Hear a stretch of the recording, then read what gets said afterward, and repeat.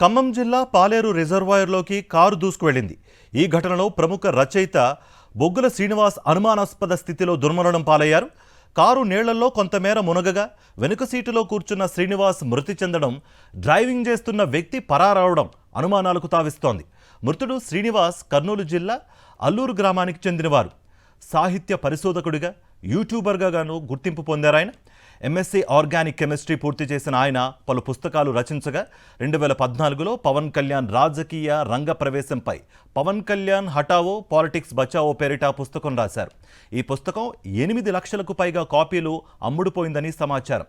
పవన్ అభిమానుల నుంచి ముప్పు పొంచి ఉండడంతో తెలంగాణ ప్రభుత్వం అప్పట్లో ఆయనకు రక్షణ కల్పించింది.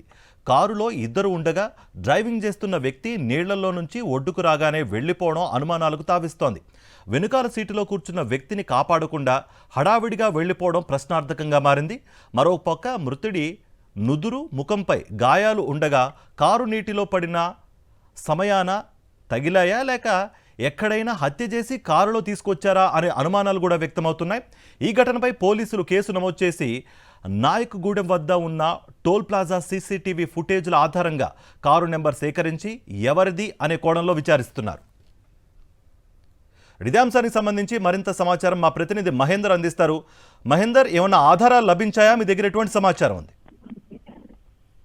కార్తీక్, ప్రముఖ రచయిత బొగ్గుల శ్రీనివాస్ అనుమానాస్పద స్థితిలో మృతి చెందాడు. కూసుమంచి మండలం పాలేరు రిజర్వాయర్ లో నిన్న కారుతో పాటు కూడా పడి మృతి చెందడం జరిగింది. అయితే మృతిపై సంబంధించి కూడా అనేక అనుమానాలకు సంబంధించి వ్యక్తమవుతున్నాయి. కారు నడిపిన వ్యక్తి ఒడ్డుకు చేరాక పరారవడంపై కూడా ప్రధానంగా దీన్ని టోటల్ ఎపిసోడ్ లో ఎక్కువ అనుమానాలు రేకెత్తే విషయం అని చెప్పాలి. అయితే హత్య చేసి ఆత్మహత్యగా చిత్రీకరించే ప్రయత్నం చేశారన్న ఒక అనుమానాలకు సంబంధించి కూడా వ్యక్తమవుతున్నాయి. అయితే ఉదయం సమయంలో నిన్న మనం ఒక పూర్తి దినిసి ఘటనకు సంబంధించి చూస్తే నిన్న ఉదయం 7:30 ఆ ప్రాంతంలో కారు సంబంధించి రిజర్వాయర్ సంబంధించి కారు నీళ్లలో కొంత మేర మునగగా దానికి సంబంధించి చూసిన స్థానికంగా ఉన్న మత్స్యకారులకు సంబంధించి కూడా వెంటనే అప్రమత్తమై ఆ కారును సంబంధించి కూడా బయటికి తీశారు. అప్పటికే శ్రీనివాస్ కూడా అక్కడ ఆల్రెడీ చనిపోయి ఉన్న విషయాన్ని కూడా వాళ్ళు మత్స్యకారులకు సంబంధించి గుర్తించారు. అయితే వెనక సంబంధించి అంటే కారు డ్రైవింగ్ చేస్తున్న వ్యక్తి పరారవడంపై కూడా అనుమానాలకు సంబంధించి, ఒకవేళ కారు పడిన తర్వాత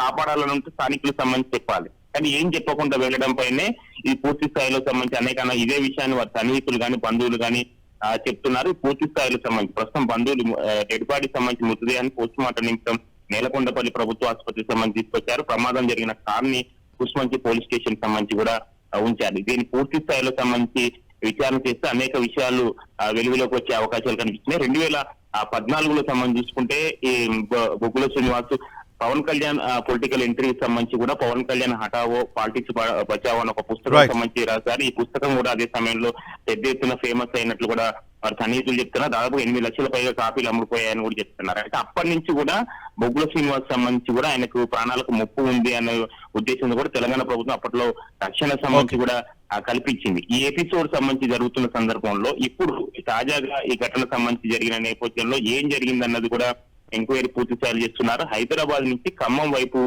సంబంధించి కూడా శ్రీనివాస్ సంబంధించిన వెహికల్ డైరెక్షన్ సంబంధించి అయితే సర్వీస్ రోడ్ లో సంబంధించి వచ్చారు. హైవే ఉన్నాక సర్వీస్ రోడ్ నుంచి శ్రీనివాస్ ఆ కారు ఎందుకు వచ్చింది, ఒకవేళ కర్నూలు సంబంధించి వెళ్లే ఉద్దేశం సంబంధించి ఉంటే హైదరాబాద్ నుంచి హైవే పై సంబంధించి వెళ్ళాలి, సర్వీస్ రోడ్ నుంచి కారు ఎందుకు వచ్చింది అన్నది ఇందులో మెయిన్ మిస్టరీకి సంబంధించి మారింది. పోలీసులు కూడా పూర్తి స్థాయిలో సంబంధించి విచారణ చేస్తున్నారు. Karthik, right, thank you Mahender.